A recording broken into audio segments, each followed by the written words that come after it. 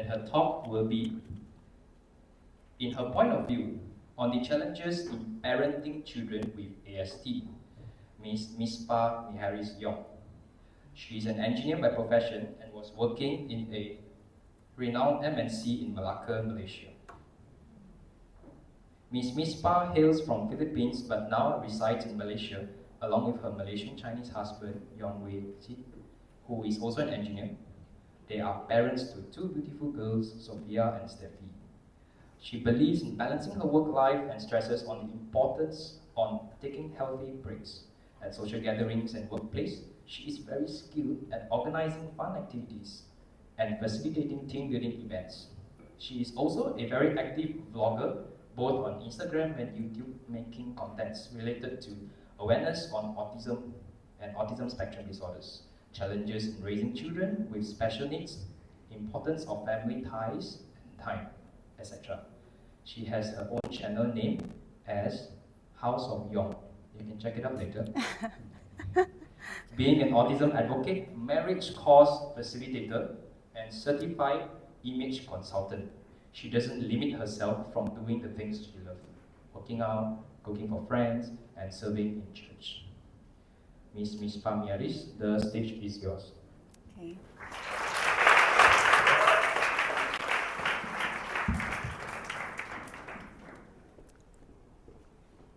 Can I take out the microphone?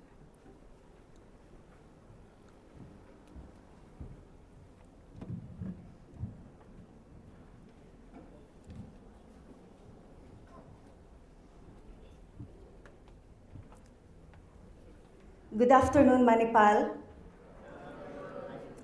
It's my first time that I'm here in this building, not sitting on a dental chair or facing the dental chair when it's my daughter's appointment.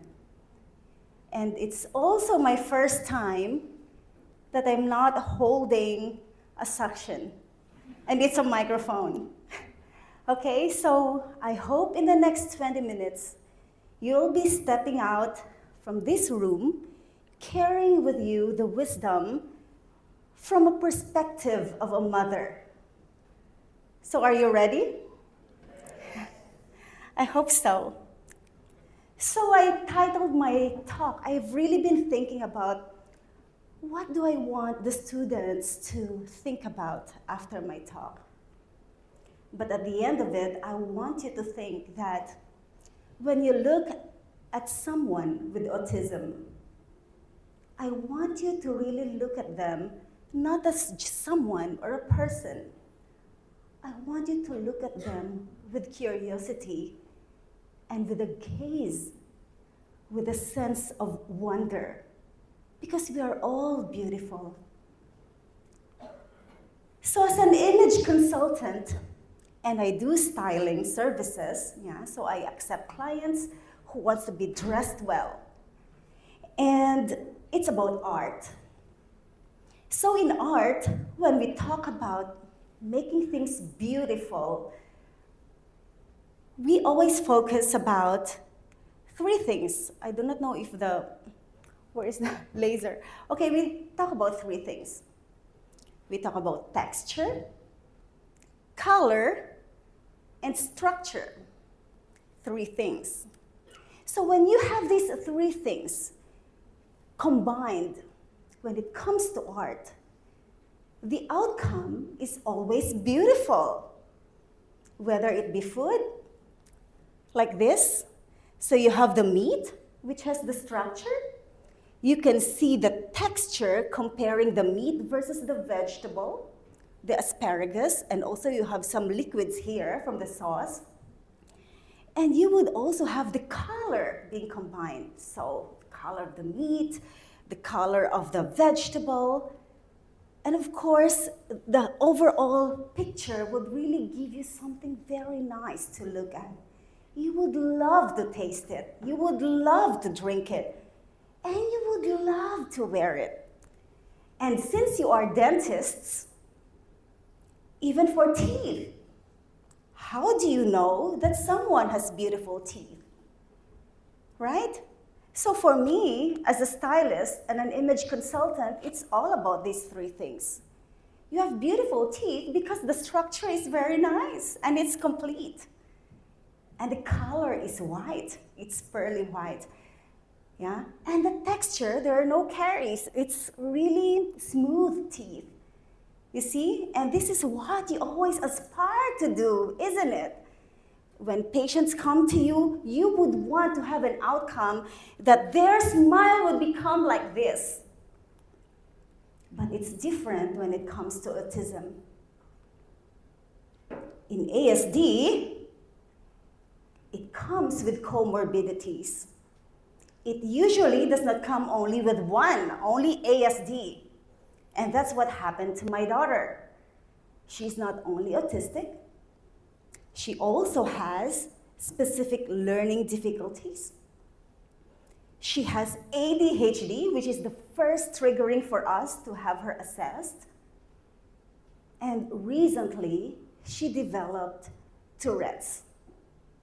Or you would have this, someone sees someone having involuntary movement of muscles or tics. And we are just very grateful that she did not complete everything of the comorbidities here. But in fact, unlike art, it's not beauty. It's quite a challenge for the parents like me. So I hope it's okay. So autism is already a lot. But what happens when your autistic child reaches puberty? Can you visualize that? You would have been meeting patients, right? That may be toddlers. Oh, they're so cute. Oh, they can be manageable. Some of them may not be manageable. But somehow, with the sight of a kid, of a little child, your heart already goes out to that patient. But it could look different when it's like, you're bigger than me, right? When the child has grown up. And why I talk about this? Because my daughter has turned 11 years old. Her name is Steffi, and some of you might have already seen her. And this is our family, yeah? So I cannot use the laser, but it's okay. So from the left, you would see my husband. His name is Wei-Chet. My eldest daughter is named Sophia, and Steffi is my youngest. And that's me. You can call me Mizpa. So if we can consider it in a season, we are already through with a season 1 of our life. The time when Steffi was still a toddler, and we never figured out what is wrong with her. She has just been running around, and I could hear parents talking behind my back. You know what I have heard? She should have disciplined her child. We never thought about that at all because we never knew. We were clueless. We thought that it's just part of being a child, a little girl. And when she hears certain music, she would be covering her ears. We thought that she doesn't like the sound, or not the sound itself, but maybe she doesn't like the song. She would be covering her ears. And every time we would be asking her, she's like as if she's not hearing anything, or as if there's nobody in the room. Yeah? And of course, the visual contact, there's nothing. We even thought that she could not hear us, so we have sent her also to assess for hearing. So, of course, with that kind of observations, we've also come with certain difficulties as parents, as finding the appropriate school for her that would accept her, because the teachers are complaining that she could not sit still in the classroom. Or even really finding a suitable tuition for her. And most of them would also give up because she's not paying attention. And that's how we realized that she actually has ADHD, and the ADHD is more about attention deficit. And we just learned about this at a later stage. Okay? So that's over. we've already overcome all of that. Somehow we have learned, and as a parent, we have also grown together with her. Now that she is a teenager,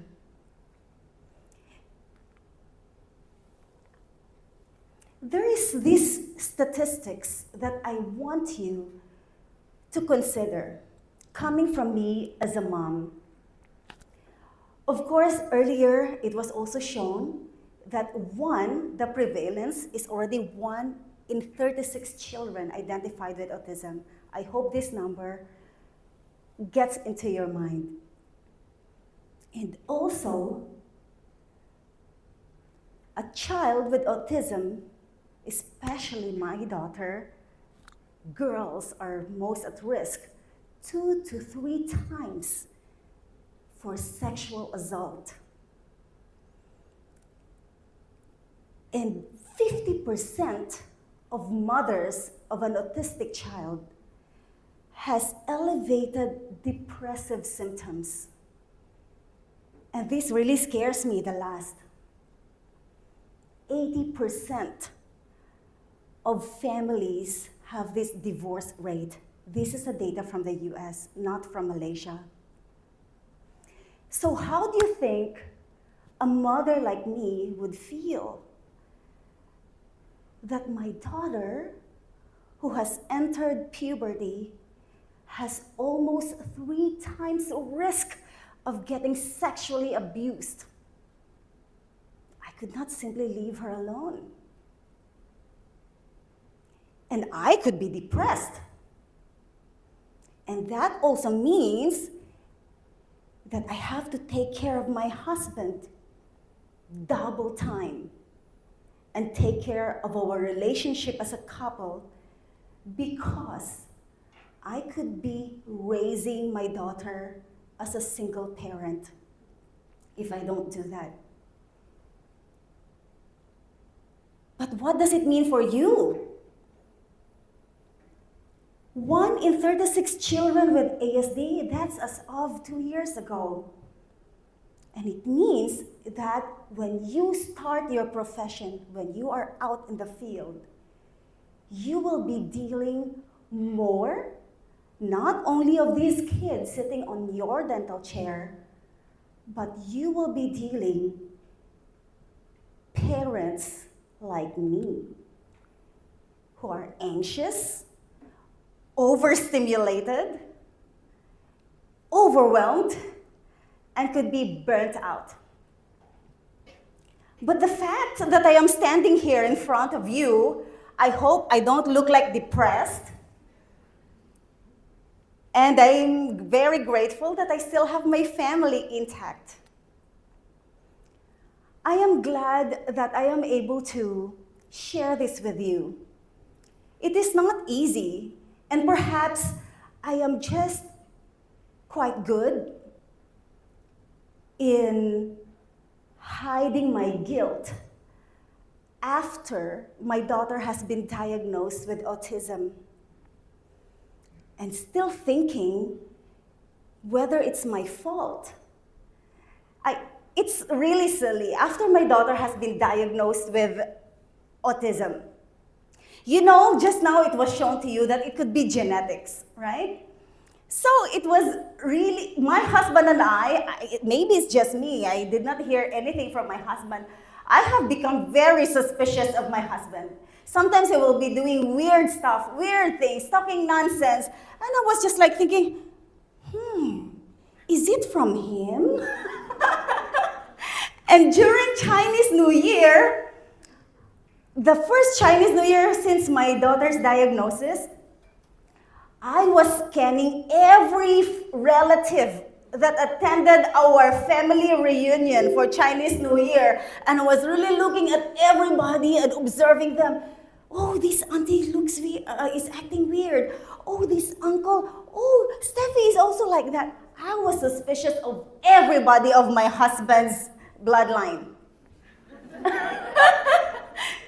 And Christmas time came. My husband visited the Philippines, and I caught him also really quietly observing my family.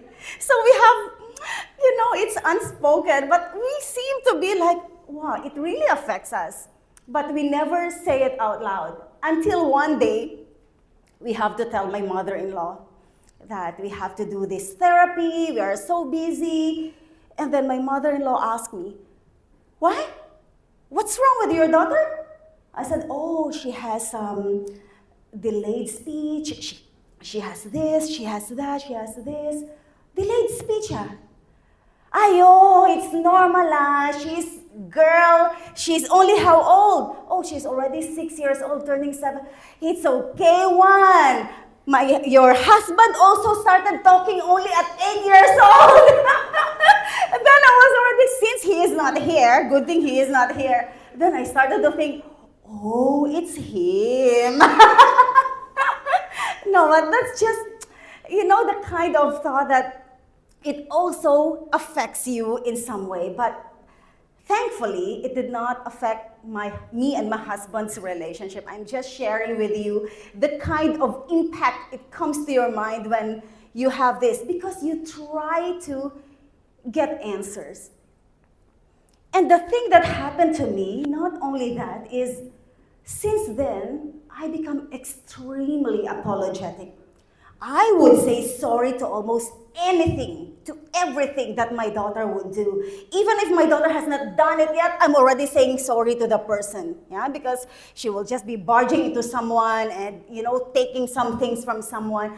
I keep on saying, oh, I'm sorry. Oh, yeah. Then I would start to explain that, oh, she has autism, she has ADHD, she cannot really control.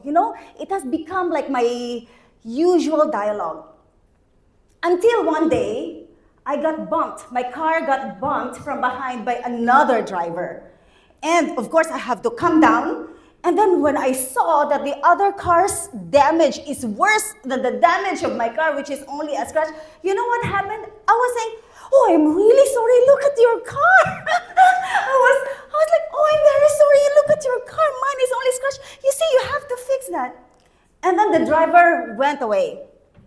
Then I realized I could have been compensated if I have not been so apologetic. So you know that effect, yeah? Until I had this encounter. I need help, Dr. Emmy. Thank you. Until in October last year, yeah? October 6, 2023, to be specific. Yeah, you can go. I call it the Majestic Hotel encounter. Do you know the Majestic Hotel? Yeah. So I brought my 2 girls for tea. Yeah, for the record, we don't always do it. I just decided to bring them for the first time on that day for, girls bonding over a tea. Yeah. So 3 of us came in, we started to do ordering. And suddenly there is this boy. His name is Oscar. I only get to know his name only when he started to join us. And he was really like no sense of personal space, yeah? So he just said, oh, you are here. So what are you ordering? So it's as if like he really knows the three of us. And we were really shocked. So because we are Asians, and then we are being kind to him, so we offered him, oh, it's okay, you can join us and have a seat. You can order your drink. So he also had to order his drink, and he just joined us on that time. What's the thing about Oscar is that he's a boy. He's a 10-year-old during that time, yeah, October last year. And he has with him this tiny pink bag. Who likes pink? For girls, typically girls would love pink. And Oscar has a very cute, and you know what? It's a Dior bag. Very nice, right? Must be from orang atas kind of being able to stay in Majestic Hotel for 10 days. Yeah, so it was his 6th day. Yeah, a resident. He's a resident of Majestic Hotel at that time. And he was so excited to show, oh, you know what? I have this stuff. And he started to unzip it, I open it, it's not Dior, so he started to open it. And I remember, because he seated beside me, that inside the bag were little trinkets that it seemed like he borrowed it from Ariel, the Little Mermaid. You know, there are some comb, mirrors, necklace, and I remember there is this snow globe. When Steffi saw the snow globe, she did not only took the snow globe, she took the entire bag and removed everything and poured it onto the floor.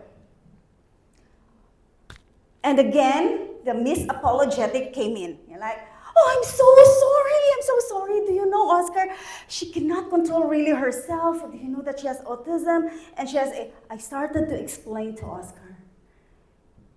And you know what Oscar did? No, it's okay. It's fine. I am autistic too. And I also have ADHD. That's why I cannot stop talking. And then he said, look at Steffi. Isn't she wonderful? And then she said, is it okay if I can hug Steffi? And please take note, my daughter does not like to be touched. Yeah? And Oscar really forced himself, not forcing Steffi, but really forced himself, moving towards Steffi. And there I sat, watching the most awkward embrace between two autistic kids. But I start to think about it. Why am I so apologetic? Why do I keep on apologizing? What am I so sorry for? Am I sorry because my daughter is often misunderstood and judged by others? Or am I sorry because I failed to look at my daughter with a lens of someone like Oscar, who understands her condition and who is living her condition, and yet can see the wonder in my child? Oscar's behavior towards Steffi and how he tried to comfort me as an anxious mom is such a good example that we can all learn about. And it makes me realize, and that gives me the motivation for this talk, that if we are well informed about autism, we become more empathetic towards others with this condition and towards their family members.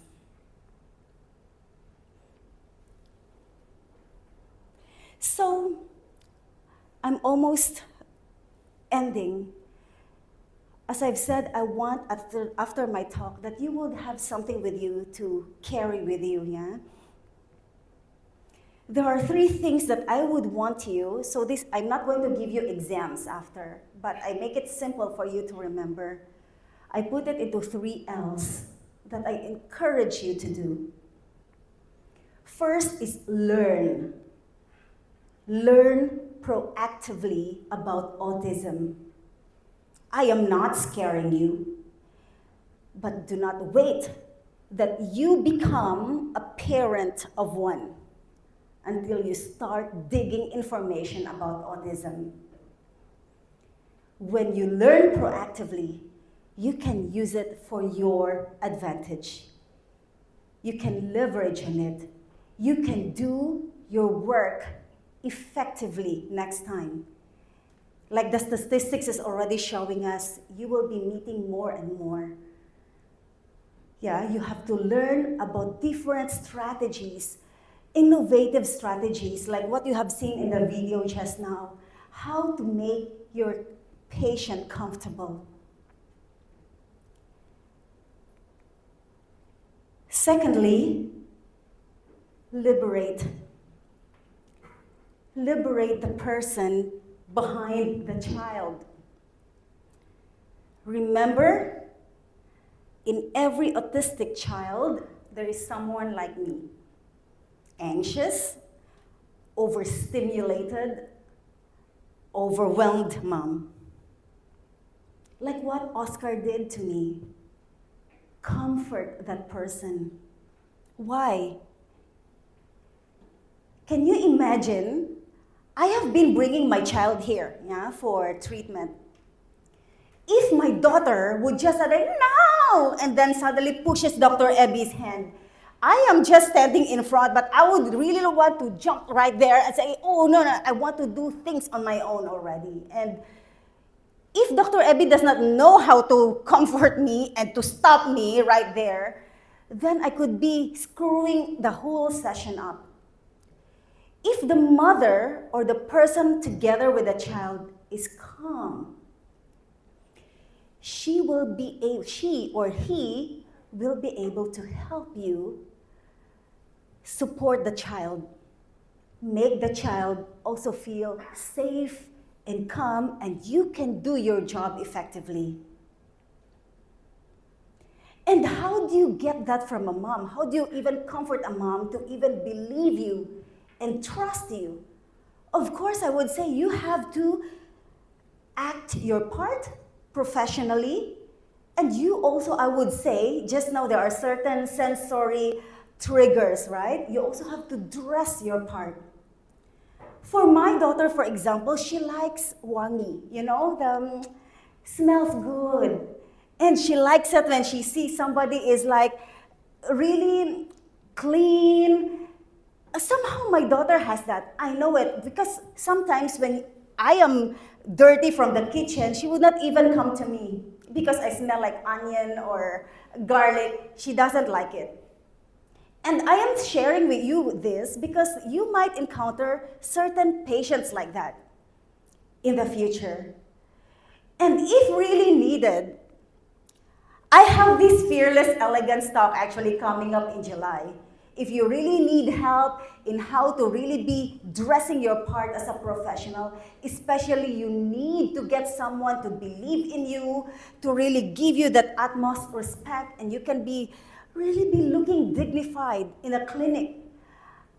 Guys, you are professionals. I cannot even call you guys next time, yeah? You are doctors already. You would be addressed very highly. You really have to dress that part. And you have to start early. You have to practice early. And if you see a mother who is also anxious, you can also go pamper yourself, go and dress yourself up. And if you need, there is this person. And third, I want you to look at every child that you meet next time, an autistic child. Be curious about them because it's a spectrum.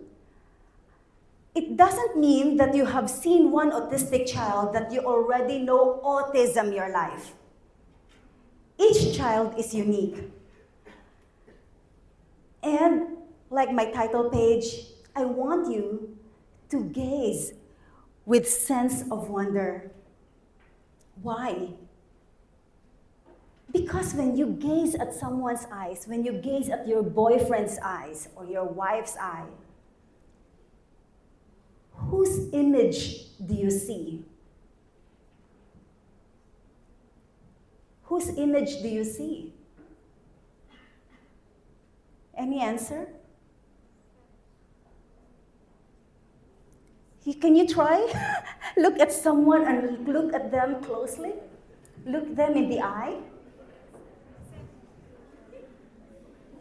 It's you. It's you. You see yourself in their eyes. The reflection is yours. So you still cannot believe, you can try it later. Okay? I want to borrow what Stephen Covey said. We see the world not as it is, but as we are. Or as we are conditioned to see it. That's why we are having this talk.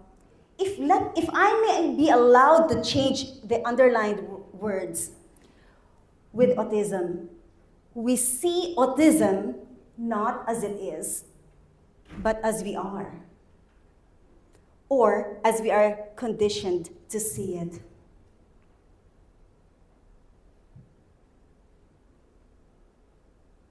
So, what are the 3 L's? Learn, liberate, and look. Have a wonderful afternoon.